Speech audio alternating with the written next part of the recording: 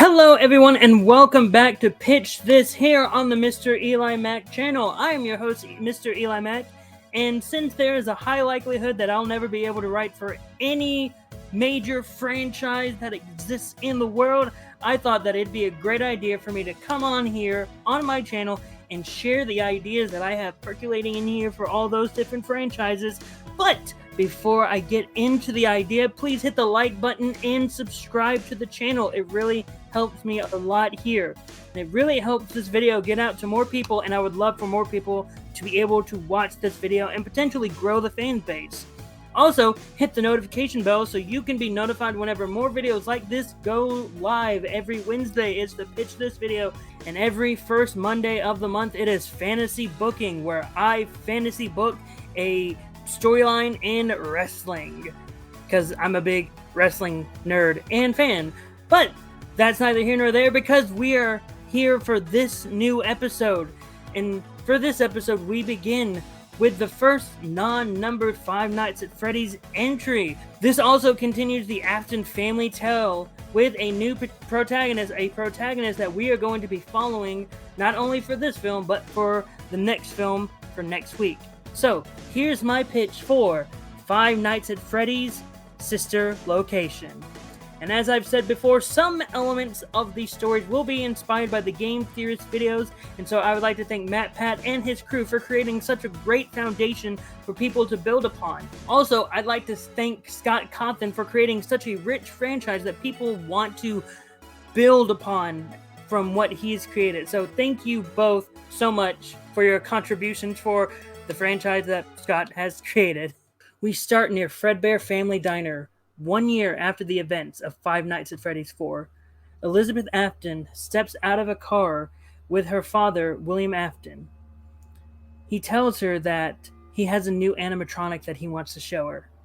She walks over and follows him towards the diner, and there, near the front of the diner, is the Circus Baby animatronic. Henry Emily waves at Elizabeth and starts showing Elizabeth all the new features of the animatronics, how it's able to open up the face, how it's able to create instant ice cream inside of her. It's a lot of fun stuff. And William states that it still needs some work, but it'll be ready for the next location that Henry and William are hoping to create. Elizabeth is enamored by the new animatronic and walks close to it. William holds her back, and Elizabeth looks up at William confused. He tells her not to get too close to it. It's not fully finished yet, and he doesn't want what happened to Evan to happen to her. He says that he and Henry will be right back and tells her not to go to Circus Baby. Now, William and Henry walk into the diner, and Elizabeth follows them with her eyes. And once they step in, she moves up closer to Circus Baby and waves at it. And Circus Baby looks down and waves back. Little nice wave. And it shakes a bit and offers Elizabeth an ice cream cone. Elizabeth smiles and takes it. And assuming that Elizabeth is trying to give the ice cream back, Circus Baby opens her stomach, shoots out a claw, and the claw grabs Elizabeth's hands and pulls her in. Her bones crack as she is folded inside of Circus Baby. Elizabeth releases a small scream as she is getting pulled by it. William runs outside and doesn't see Elizabeth. He looks around, starts screaming for her name, and then he looks over at Circus Baby, and all he sees is blood dripping out of the body. He runs up to it, and he starts slamming his hand against it. He screams in anger and sadness because he just lost his daughter, just like he lost his son. And Henry comes up and tries to help William, tries to comfort him, but Henry knows that it's too late. And William slowly turns around and looks dead on at Henry and blames him for the death of his daughter and tells Henry that he's going to pay for this. It's 3 years later, and it's 1987. Michael Afton has been trying to make amends with his father, but he's only been able to keep a small amount of contact with his father after he went to college. Now, Michael's on winter break, and he's decided to get a job at the Freddy Fazbear's Pizzeria, soon to be open, sister location. Michael has decided to work as a technician to help ensure that the location opens with no hiccups. Before his first day, Michael meets with his father's old friend, Henry Emily. Henry is happy to see Michael, and Henry even talks about the last time that they spoke to each other, but Michael doesn't want to remember it. Henry nods and he tries to comfort him and tells him that it was 4 years ago.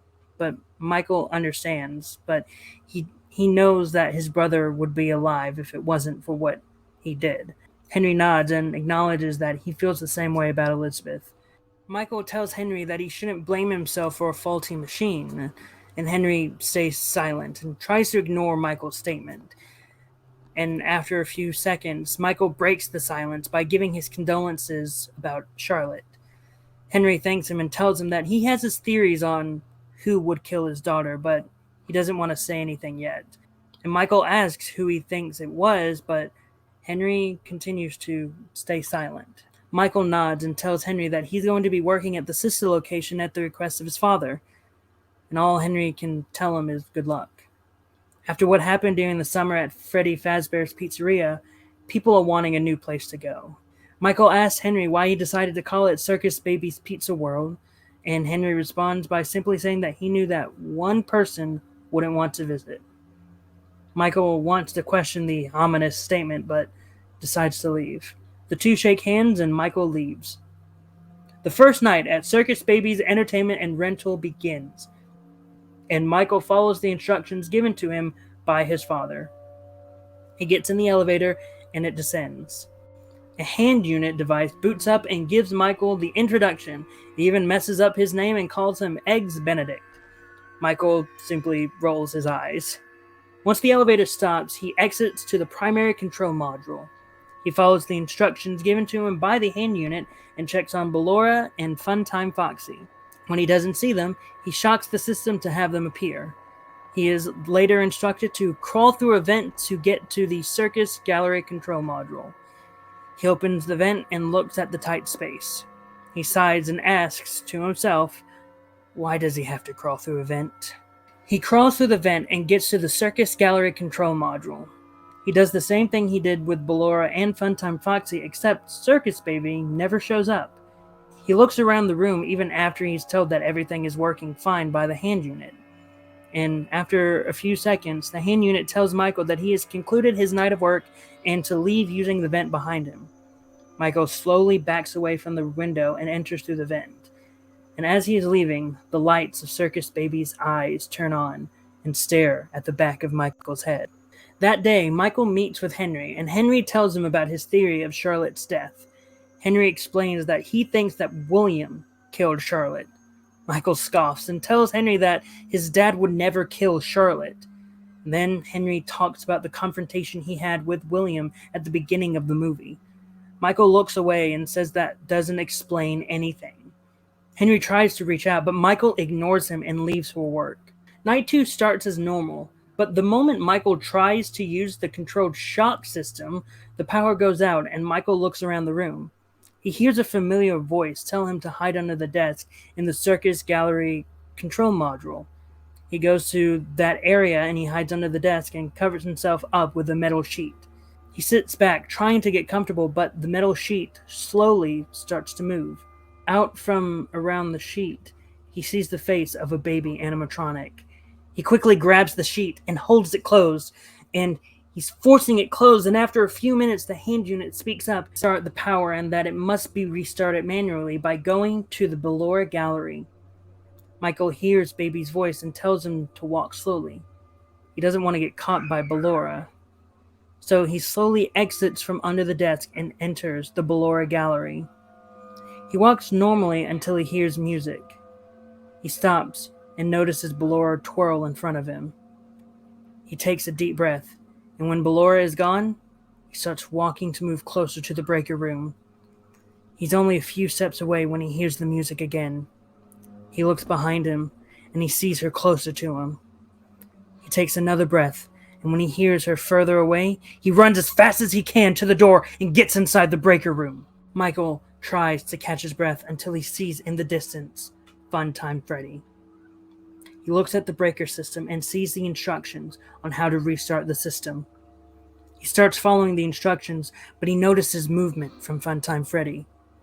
He goes through the process of trying to restart the system while also trying not to get caught by Funtime Freddy. And after successfully restarting the system, Funtime Freddy goes back to the stage and Michael exits the breaker room. Michael reaches the Circus Gallery control module, and the hand unit tells Michael that his night is over and he can go home. Michael gets home and starts questioning everything he knows. Michael visits Henry and he talks about how all of the animatronics were acting out of character. Henry says that he isn't surprised. Michael wants to know what Henry is talking about, and Henry mentions that William always treated those particular animatronics as his own. Michael mentions how Henry is crazy for thinking about this conspiracy theory, but Henry tries to explain, and then Michael leaves, not wanting to hear another negative word about his father. Night 3 is less of a hassle, as Michael has to get through the Funtime Auditorium to perform a maintenance check on Funtime Freddy. Michael enters the auditorium and walks towards the door. Every so often, he hears a sound and he checks that sound with the flashlight. He sees Funtime Foxy getting closer to him, and Michael is forced to flash the light multiple times to get Funtime Foxy to run away. After doing this multiple times, Michael is able to reach Parts and Service. When Michael reaches Parts and Service, he follows the instructions to fix Funtime Freddy.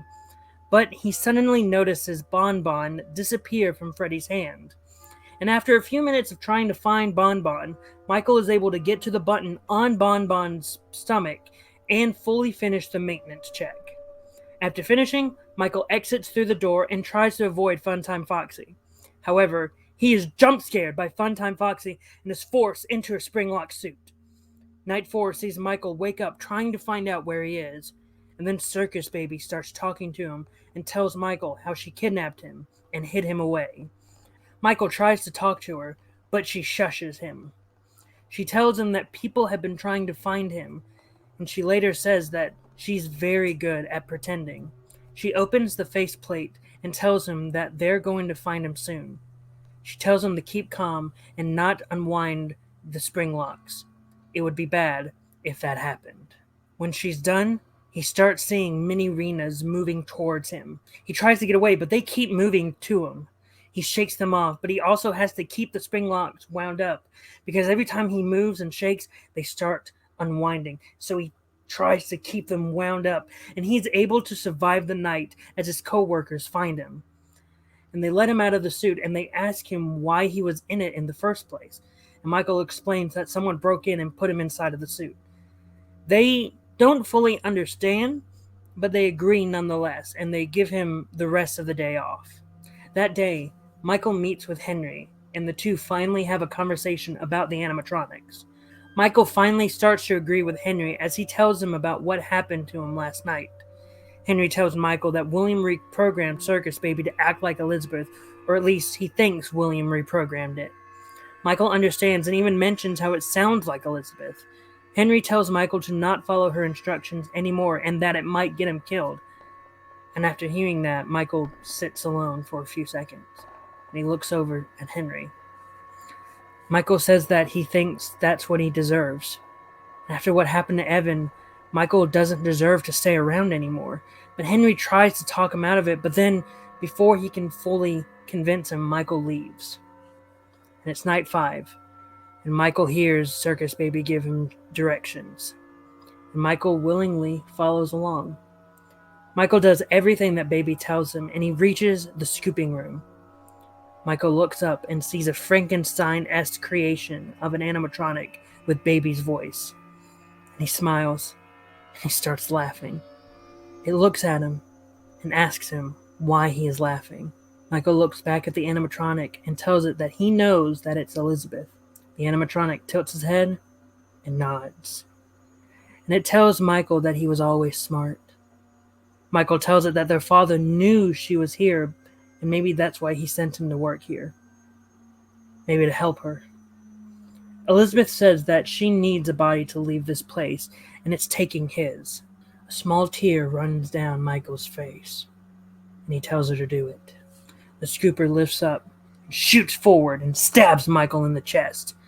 Blood starts to drip out of Michael's chest, and he coughs up blood. He looks at the animatronic and smiles, with blood in between the teeth. And the camera stays focused on the animatronic as the scooper removes some of the bones from Michael's body. Again, I'm not going to show how brutal that scene is in terms of if I were to make the movie and shoot it. We're not seeing it because that's a little too graphic, but we would hear the type noise that we would hear from the bones getting ejected. Next, we see Michael exiting the facility looking normal with a smile on his face. And as he continues to walk down the street, sort of like this, his body starts to deteriorate. People look at him and they start to walk away from him. His skin slowly turns purple. He stops near a sewer grate. He looks down, he hunches over, and he coughs up blood. He stares at the grate, and he tells Elizabeth to get out of him. And after moving his body like this, he throws up the Frankenstein-esque animatronic and falls to the ground, dead. Suddenly, someone approaches Michael, and the person crouches down, and it's revealed to be Henry Emily. Henry turns him around and notices a hole in Michael's chest. He places a small device inside of him and tells Michael that it's not his time yet. Michael opens his eyes and stands up. Michael looks at Henry, trying to keep his balance. Then Michael starts to cry, and he looks up at Henry. He tells Henry that he was right. Henry says that they need to find a way to stop William, but Michael says they can't do it now, and that he's too weak, and that he needs to regain his strength. Henry agrees and takes Michael back to his house. Cut to 2023. Michael Afton hides in the bushes as Fazbear's Fright, the horror attraction, burns to the ground. He sees the Springtrap Afton walk out of the building, looking more dismantled. Michael says to himself that there is only one thing left to do. He's going to find his father, and he's going to make him pay, as the screen slowly fades to black. And that's how I would make Five Nights at Freddy's sister location. The Afton series continues as we're finally moving forward and we're no longer in the 1980s. Look, I'm looking forward to the next one because I'm going to be revealing a new title because I'm not calling the movie Freddy Fazbear's Pizza Simulator. That's not really a good movie title.